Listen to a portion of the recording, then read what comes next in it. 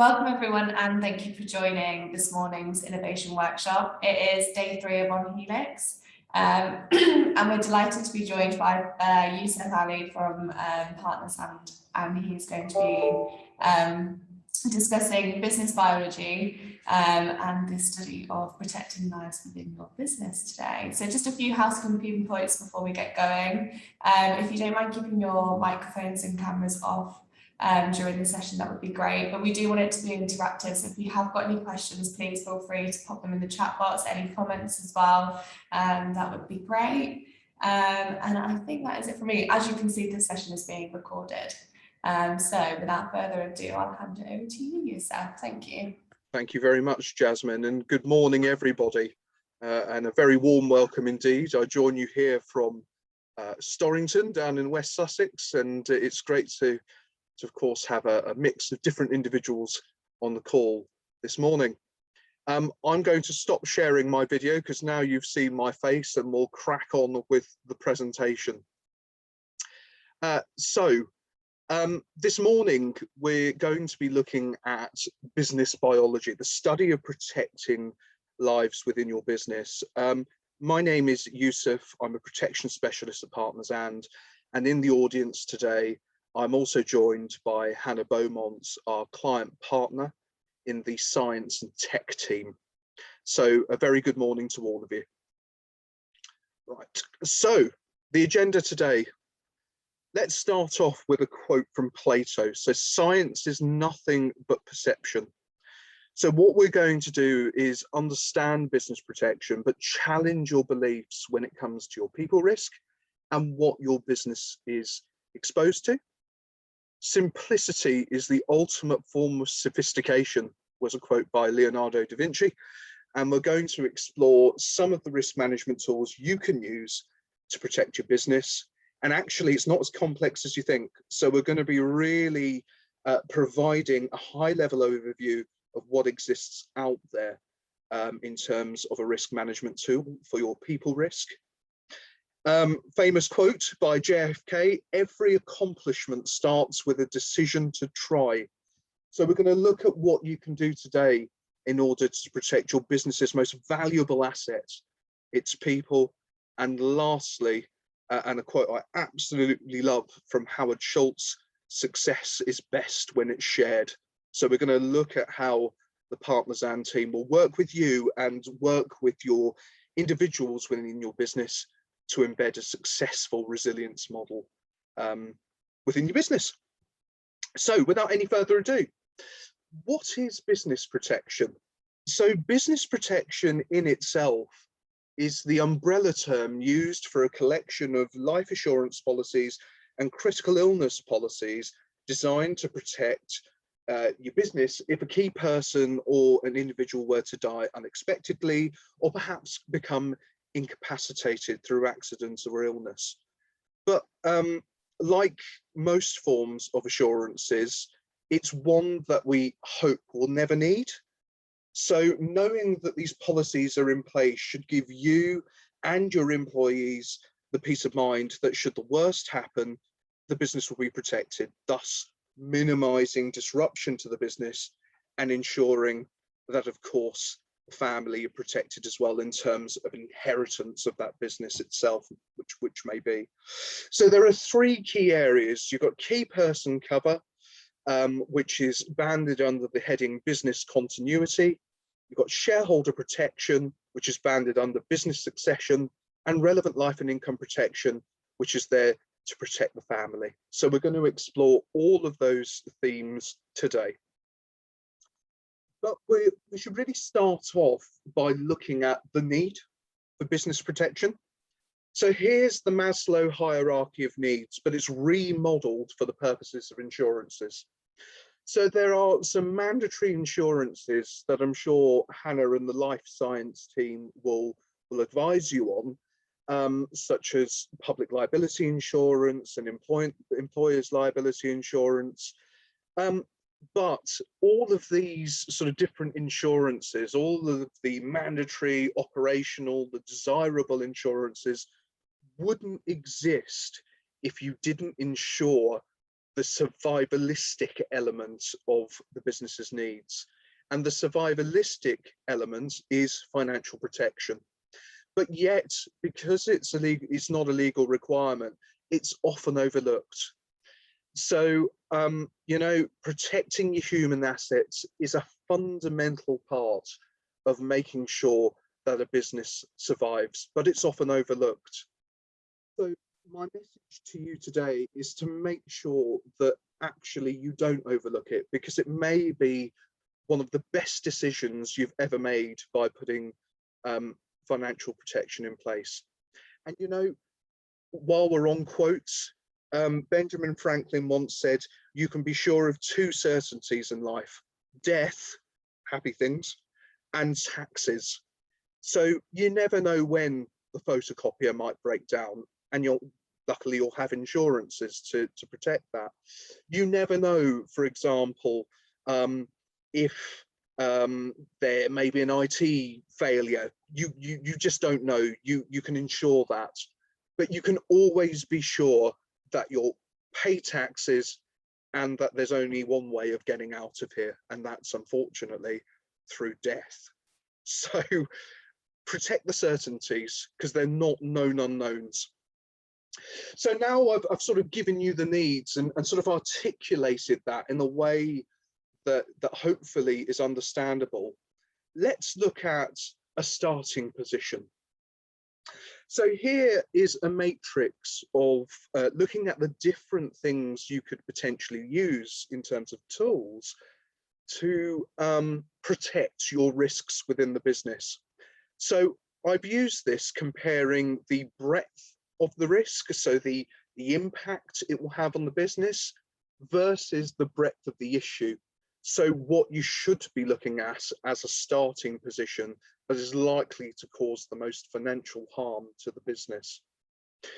So let's start with debt protection. So as it says on the tin in the bottom left-hand side, the policy itself is designed to protect against large debts. That could be debentures or asset-backed lending, and it's very easy to understand. It protects your key signatories and your debts upon death. Although it's the easiest to understand, it's actually the lowest priority in terms of the issue for the business, because generally you'll find banks and lenders may have potentially collateral or may have a business case to invest in the business in the first place. So they understand their attitude to risk. Now, secondly, probably the most well-known form of cover in the science sector is key person cover. And that's designed to cover the people in your business who are of viable concern. And that lands right in the middle of the risk matrix, simply because it's one of these things that are, one, most well known, but two, is a sort of eclectic mix of risk and issue. So you'll find that in your investor schedule or your shareholder agreement, there may be a stipulation where an investor may require you to have key person cover. And that is where our team can step in and help articulate that risk and understand that risk. Now, the most unknown, yet the most important protection solution out there is shareholder protection.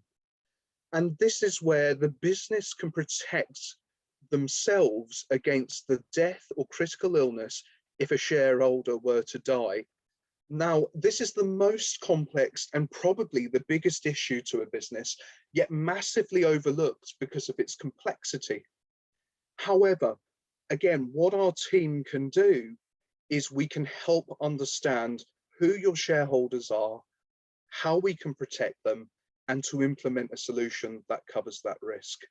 And as passionate as I am about shareholder protection, I actually have the Companies Act 2005 on my desk at home. So it's a big area that I firmly believe that needs protected. And I'm sure if you were to look at the business itself, would probably be your first point of call. So the starting position. So this infographic should give you the insights and the context you need to fully understand what you do in the business, but you need to have that starting position. So what I would say you should do is take a long, good, hard look at the business and understand what issues matter most. So look at your key individuals. Who is a viable concern if they were to die, and their absence would have a critical impact in the business? If you have loans, how does it need to be repaid? How do you cover that debt? What contingency plans do you have in place, if any, if a key member of staff or a key signatory to a loan or a shareholder were to die? Failing to plan is planning to fail, and it could prove disastrous for the future of the business. So really, my message to you is find that starting position, look at the breadth of risk in the business, look at the issue, and start planning. Now, to test concepts, I'm going to challenge your perception over something. So let's say this Saturday, you've been asked to go on a skydive, and you decide to go and prepare yourself by buying a parachute.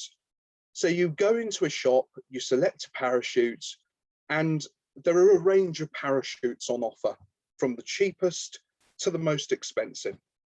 And actually you decide, do you know what?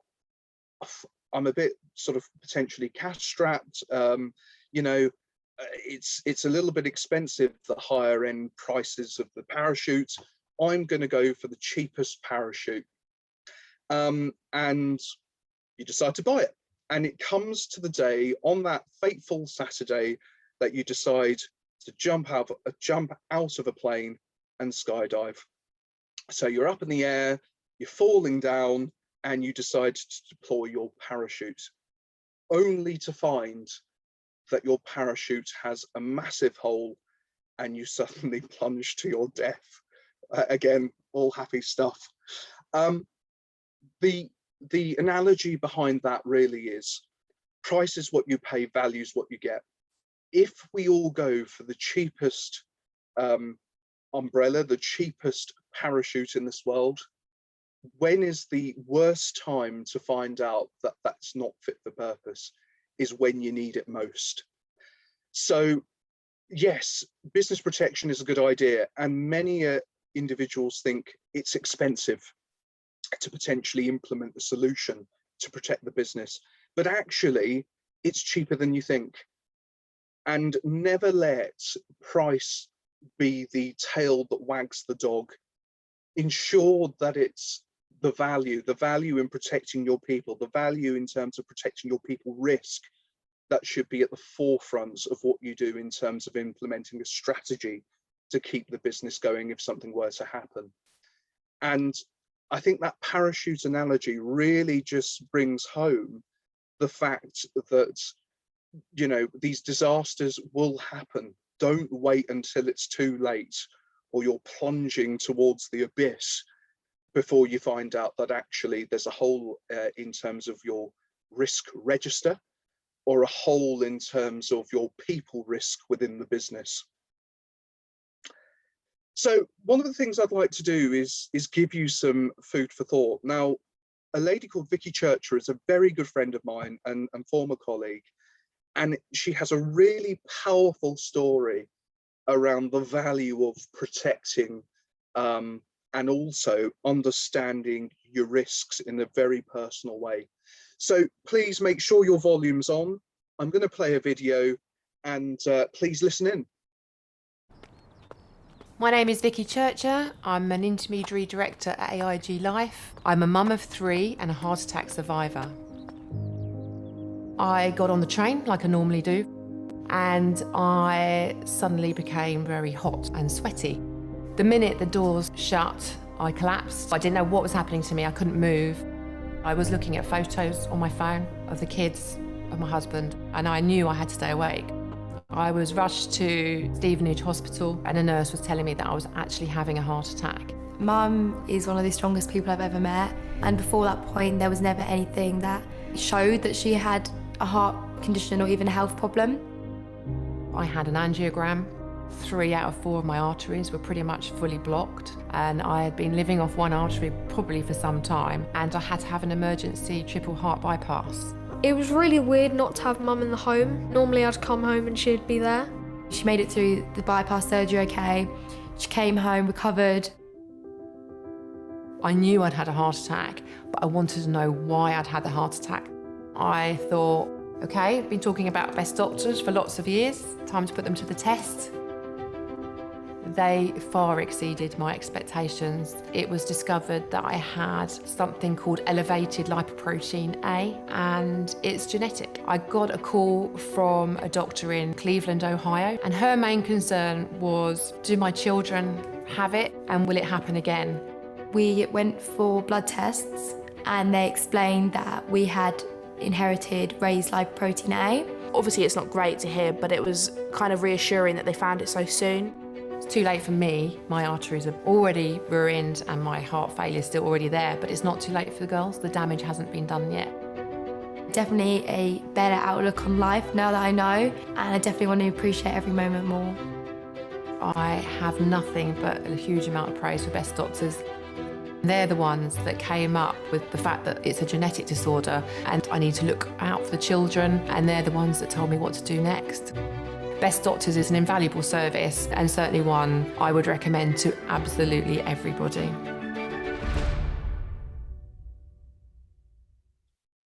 I'm sure you'll agree, a very, very powerful story there by Vicki.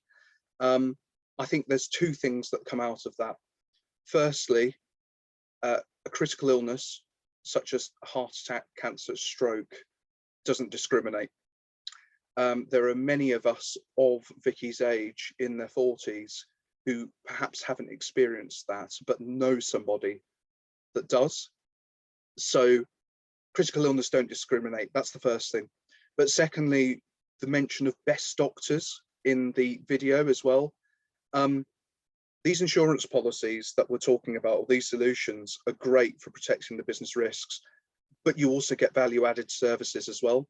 And that's when these solutions really come into their form, where they can benefit your family, your immediate family, when you need it most, i.e. these value added services such as a 24/7 virtual GP, where you can speak to somebody at a click of a button without going to see your GP, or Best Doctors, which is the second medical opinion service that means that you can enlist expertise across the world to help diagnose a very rare genetic condition and find the appropriate treatment to help you live longer and to also help your family. So, message there, critical illnesses, death doesn't discriminate no matter how fit we are.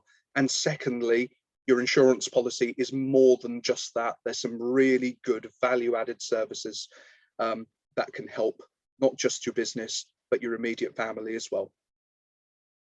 Oh, there we are.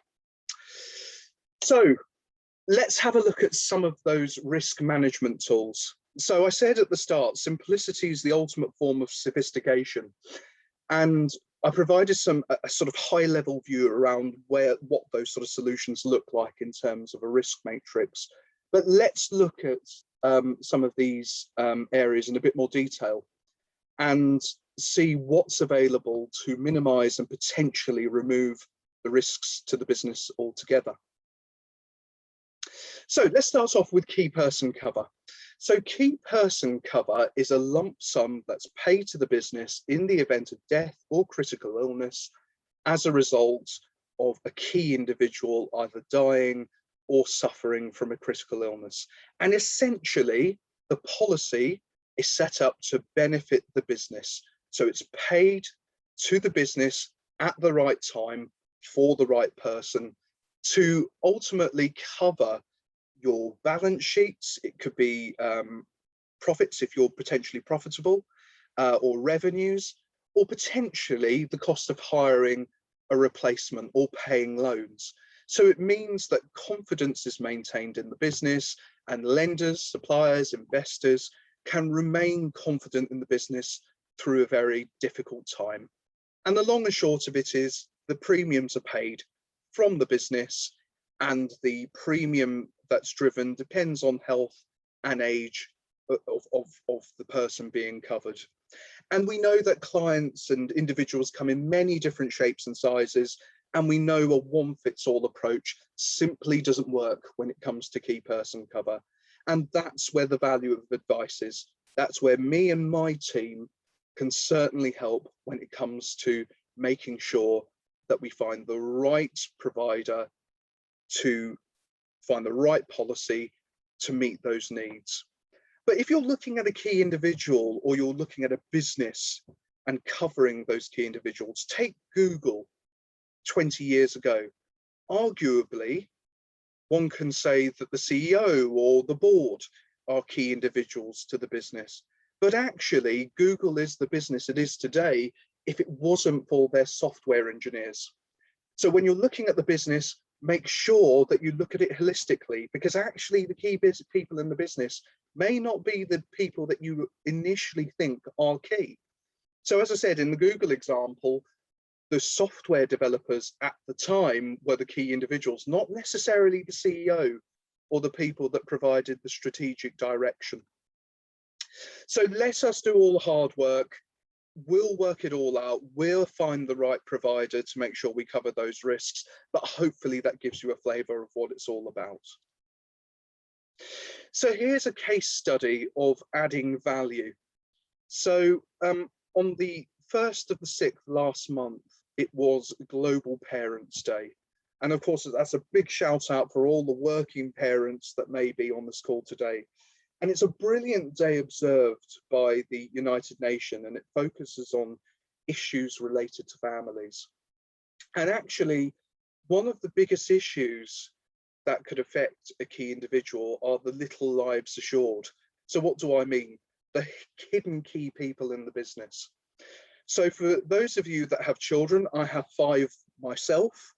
I know that if something were to happen to one of my children today, if they were to suffer a critical illness, I wouldn't be here at Partners and I dare say, if I were to put the same challenge to you, it would be exactly the same.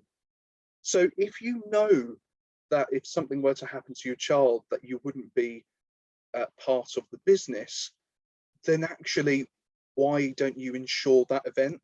And it's a very difficult thing to get your head around, but there actually exists a solution where not only can we cover yourselves, but we can also cover your children as well.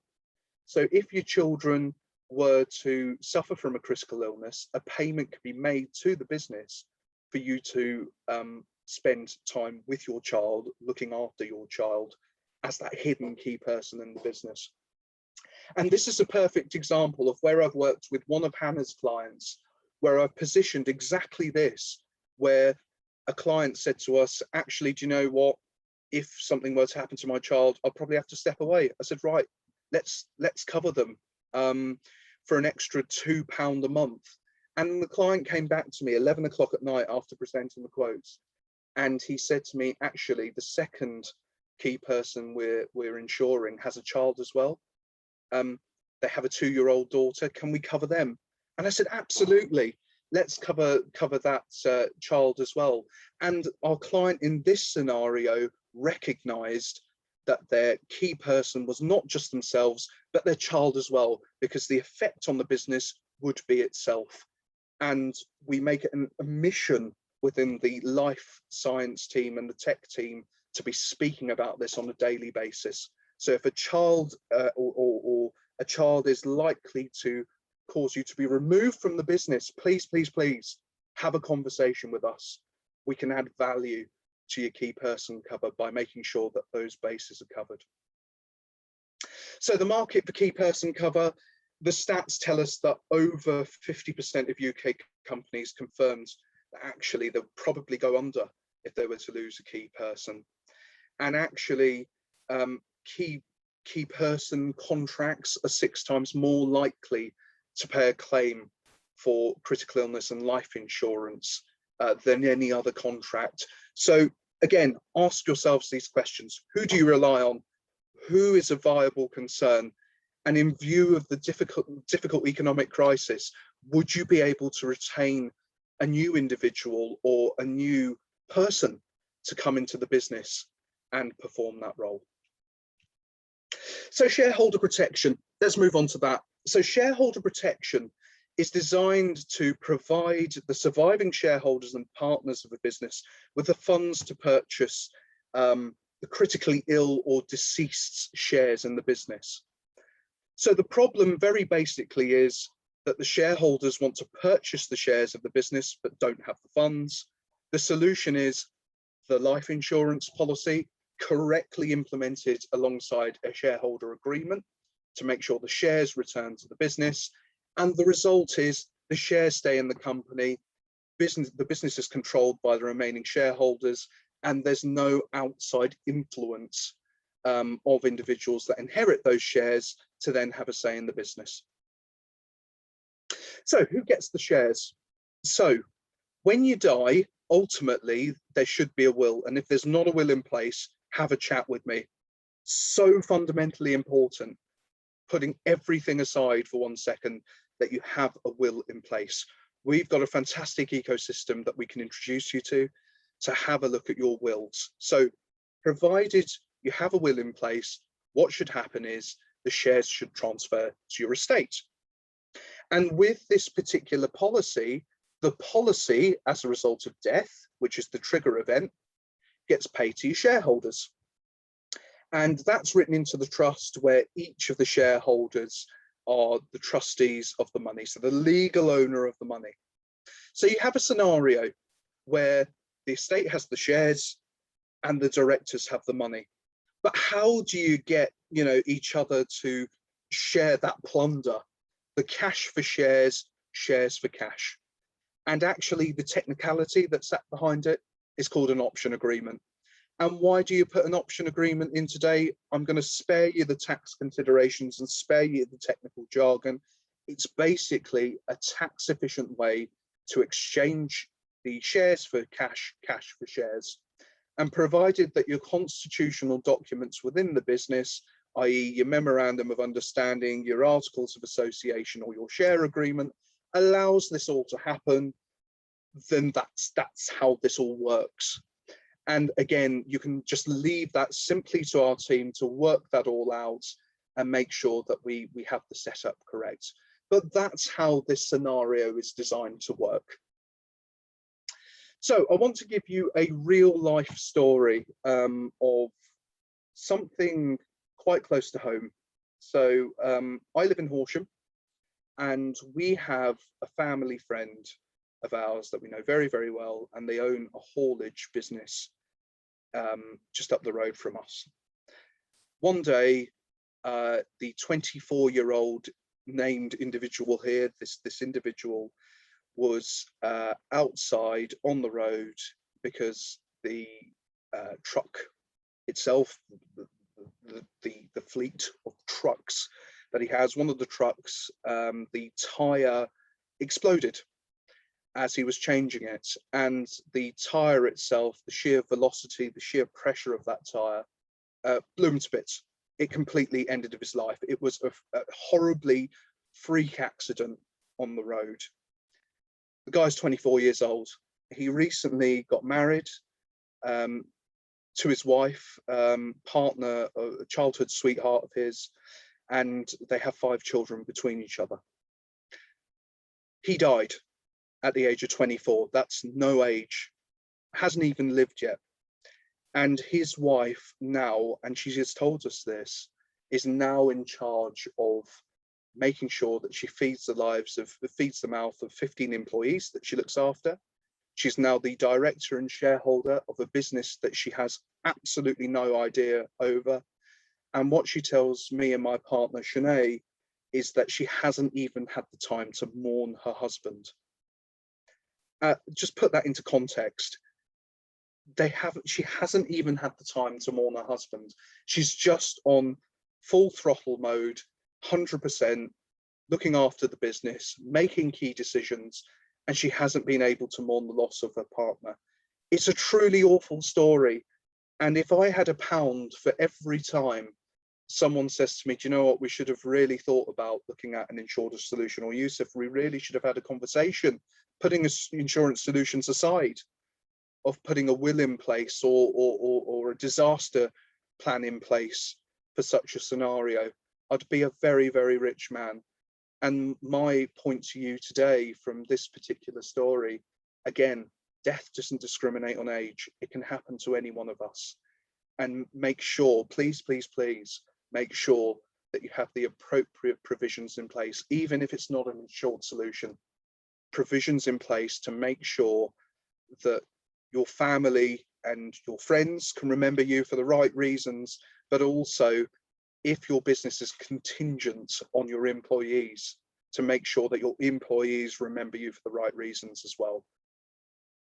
It's a very powerful story, and one that hits home in terms of highlighting the need for making sure that you put provisions in place when it comes to shares. So looking at the market, over 45% of UK companies have no shareholder agreements. It keeps me up at night, and it should keep you up at night if you don't have a shareholder agreement. 85% of businesses have no way of funding their share purchase. That's huge. So what we're saying here is that the majority of businesses don't have the financial provisions, certainly from startup, or even those who are profitable or revenue making, don't have the funds to buy out a shareholder. What on earth will you do if something were to happen to one of your shareholders and you can't find the funds? You could have somebody that comes onto your board and potentially sells those shares on the secondary market for the value they're not really worth. Scary stuff, but important to know. So ask yourself, how would you keep control of the business if something were to happen to one of your business partners? And would your family prefer to have cash or shares in their isolation, shares that potentially haven't realized their full value yet? So do ask yourselves that, and when you come to that decision and you really want to have a conversation, again, speak to me and the team and we'll help you navigate through some of those complexities. Lastly, well-being and benefits, attracting and retaining the right talent. So other than protecting the business against financial circumstances, we know in the life science industry that talent or the talent drain is real, and attracting individuals is not just a UK issue, but within the life science and tech industry, it's an international issue, because the international talent and the international remit of talent doesn't just extend to the UK. It particularly extends to the US, to the EU, to everywhere in the world. So having or optimizing a well-being and health and benefits package that enhances and enforces the reasons to come and attract talent, but also retain your existing talent, is really, really important. So the stats tell us that 3 out of 4 employees stated that productivity is impacted when waiting for health appointments, for example, or 64% of employees reported a significant increase in anxiety and depression as a result of the pandemic.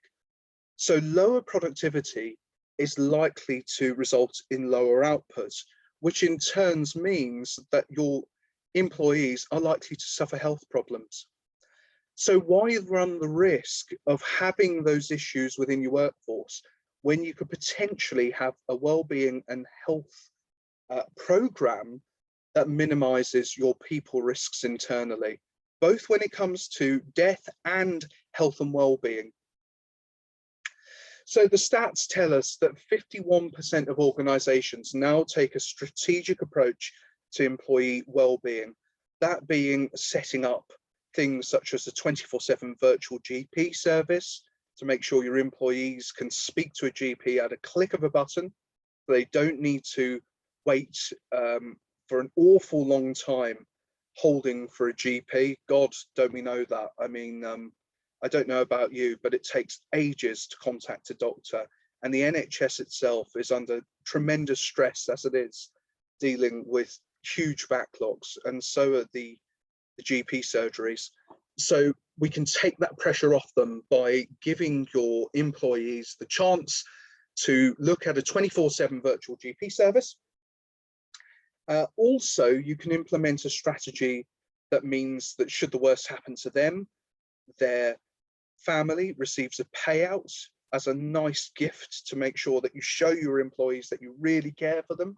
Or actually, if they suffer from some form of disability that puts them out of work, you could potentially have the funds to pay their income without fronting the actual cost yourself. I mean, what a great way to share in the fact that you can all win together, that the business is protected, they don't need to find the money to pay out to your family members as a result of death of your employees, or find the funds to be able to pay an income for that employee, and your employee remains happy and focused on their financial well-being. So look at your workforce, understand the makeup of your workforce. It could be down to ages, it could be down to composition of different attitudes to risk. Look at your workforce, understand those risks, and we can help you with implementing the right well-being solution for your business. And in terms of communicating that with your team and getting them involved, our team can be almost that non-exec on your board to make sure that your workforce is fully engaged in their well-being program. So it's now nearly 10:40.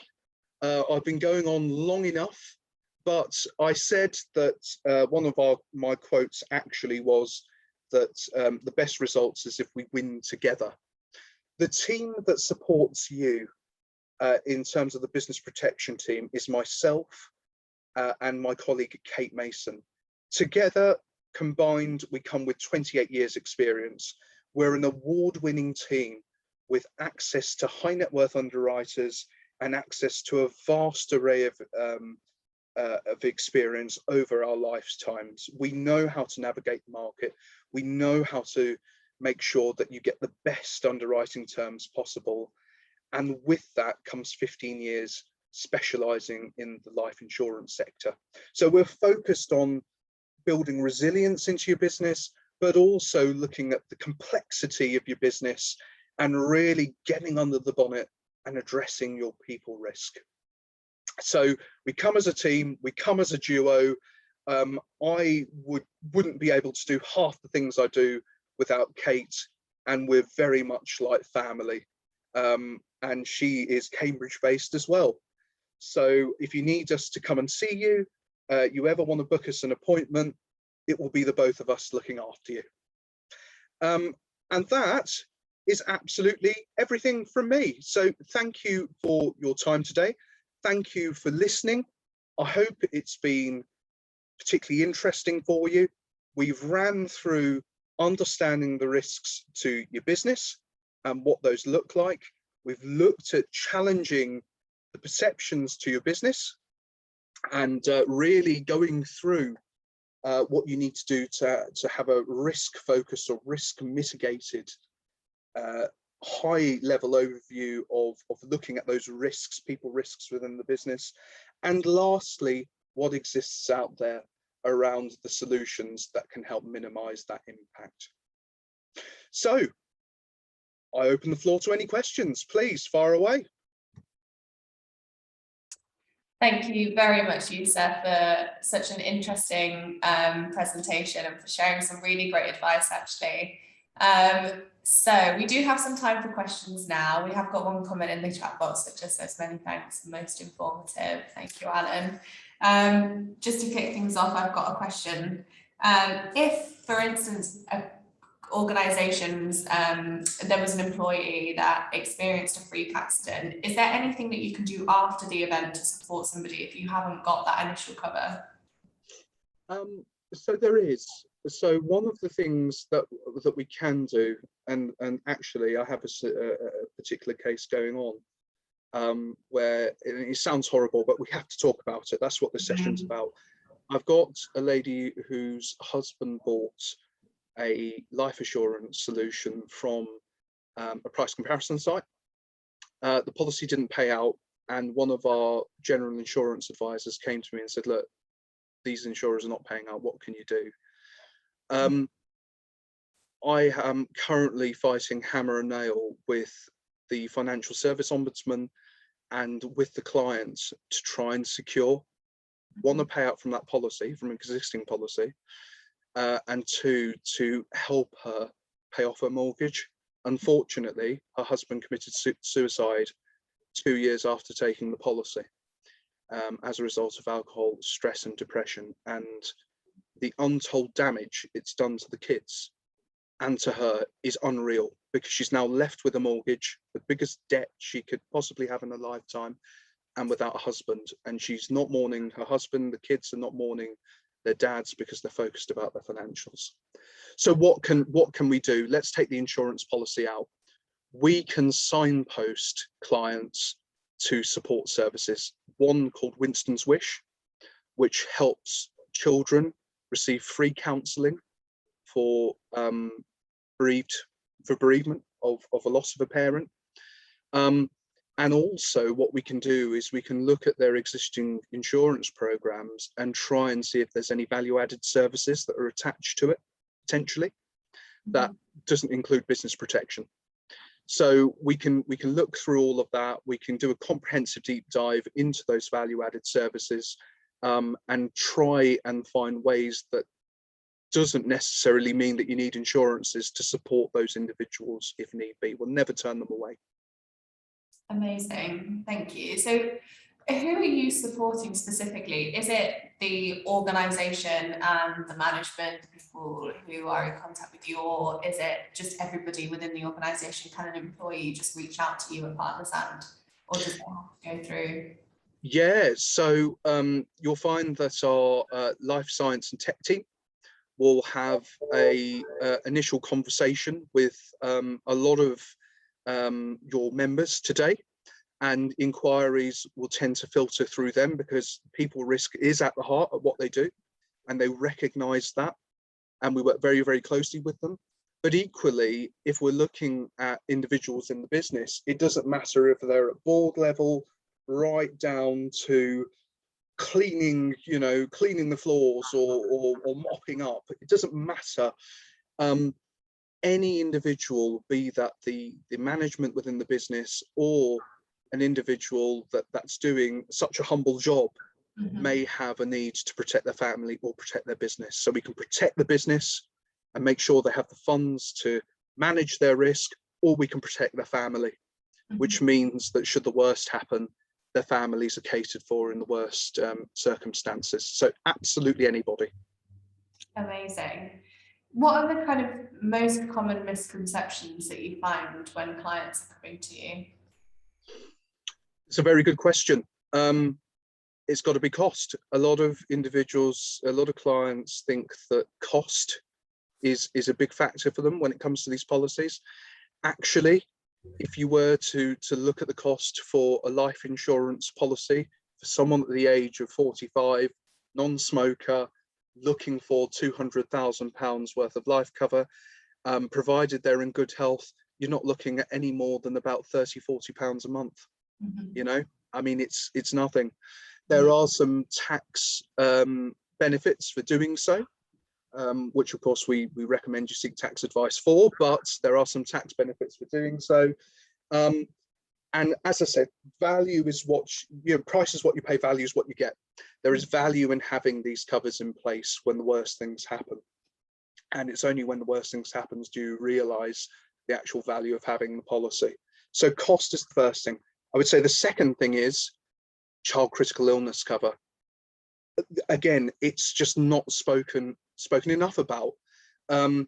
So when Bernice refers a client across to myself and say, look, it says in their investor agreement that they need key persons cover, we don't just stop there.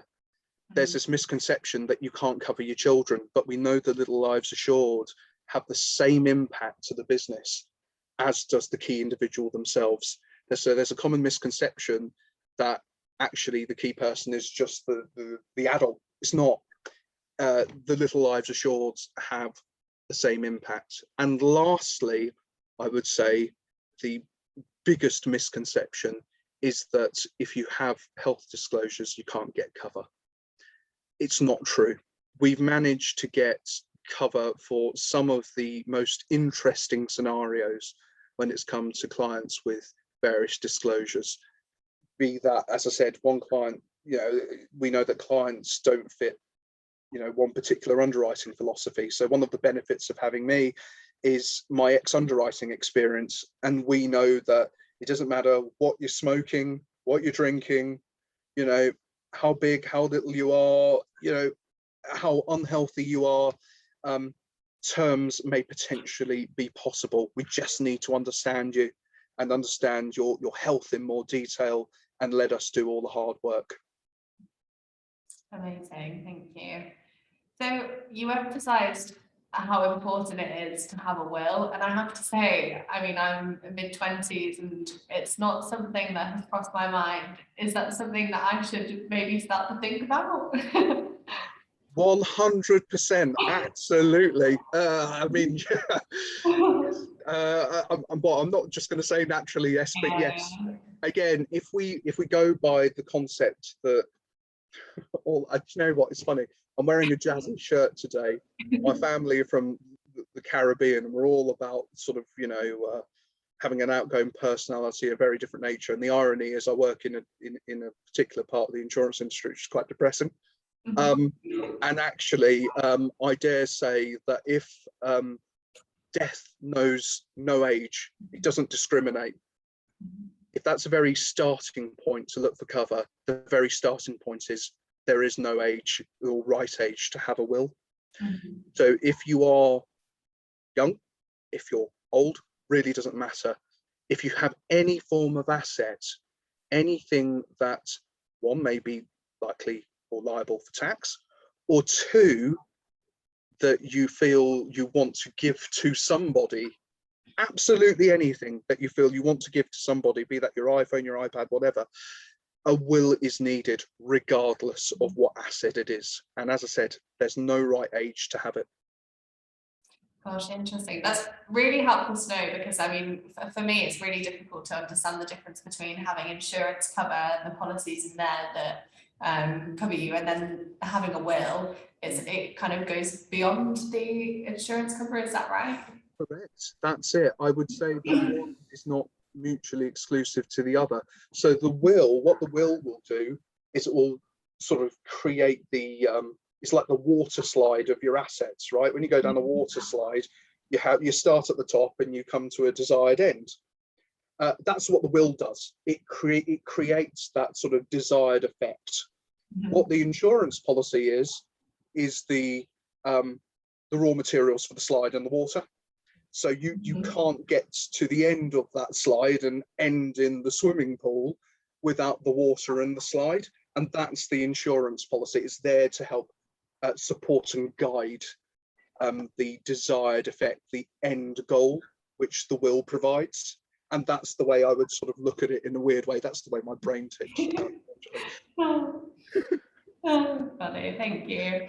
So in the kind of like life sciences and healthcare and tech area, are you seeing any frequent trends with clients that are coming forward with specific questions, or is it kind of very similar across the board?